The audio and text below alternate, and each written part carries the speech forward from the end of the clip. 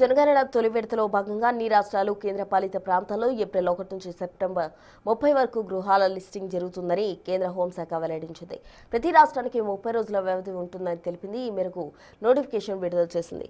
ఈ ప్రక్రియ ప్రారంభానికి ముందు 15 రోజుల పాటు స్వీకరణకు ఆప్షన్ కూడా ఉంటుందని తెలిపింది.